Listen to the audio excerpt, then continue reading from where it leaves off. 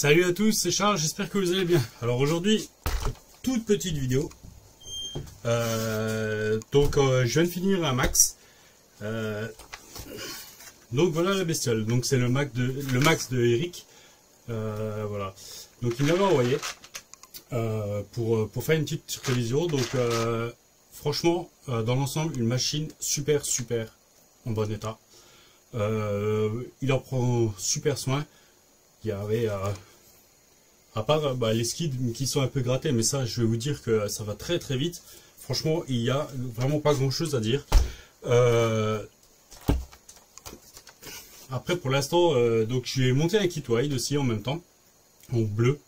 Je trouve ça magnifique. Je sais pas quelle carrosserie il a, puisqu'en fait je lui ai dit de me l'envoyer vraiment que avec la nu, je veux dire, pardon. Donc même sans radio, sans rien, puisque de toute façon c'est toujours un récepteur Traxxas. Donc moi je prends ma radio, ça va super vite.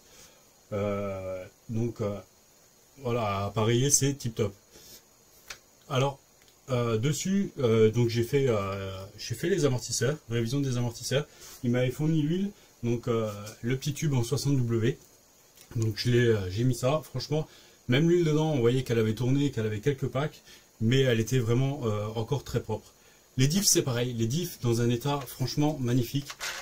Ils étaient aussi très bien. Donc voilà, même le central, elle était à peine colorée, donc j'y ai pas touché.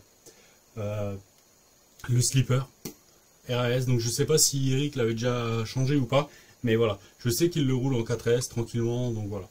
C'est vraiment, on voit que c'est pas une machine qui a été brutalisée, c'est un Max V1, donc on le voit, on le reconnaît bien à la place dispo là. Bon, parce que là, si vous voulez monter un moteur plus long qu'un 74, c'est mort. Là, il n'y a pas la place. Quand vous avez un Max V2, vous voyez très bien que le châssis est plus long parce que rien qu'entre le SC et le moteur, il y a la place. Donc voilà. Franchement, pas grand chose à dire. Donc le montage vous allez avoir la vidéo pour le montage du kit wide. Je l'ai fait, même si je pense que ça a déjà été fait.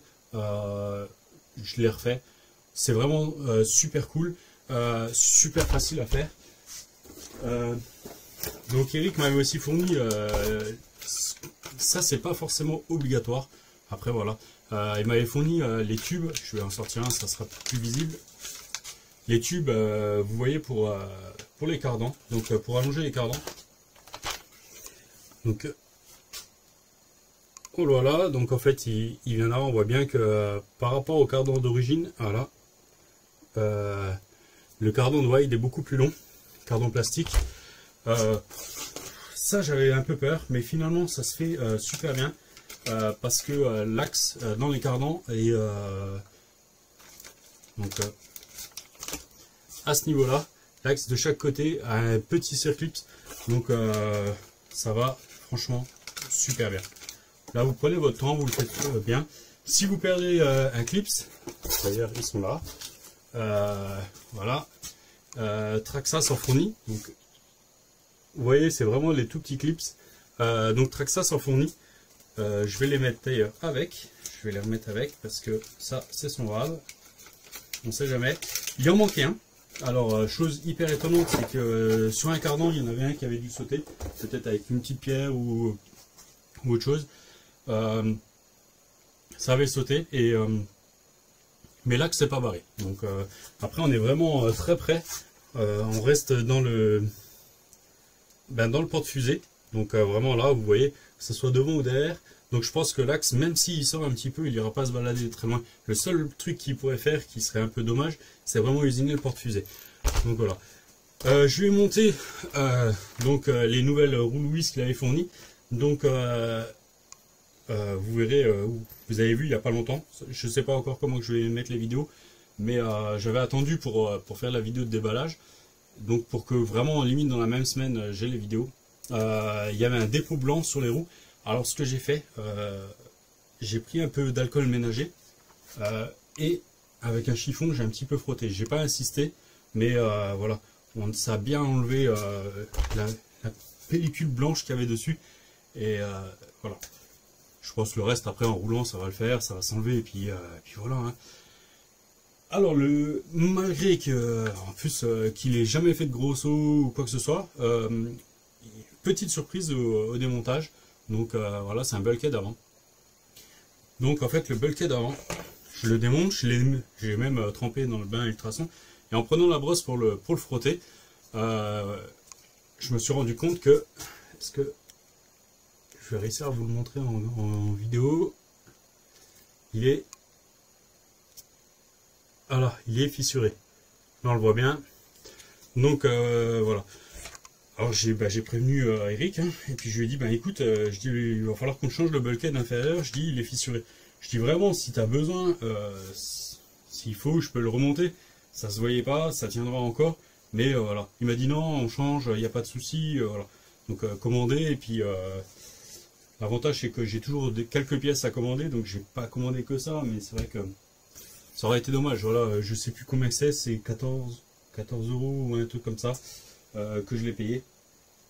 Donc voilà, sur la machine, franchement, pas grand chose à redire, à part voilà, le bulkhead. Mais c'est pas le premier max où je vois un souci de bulkhead.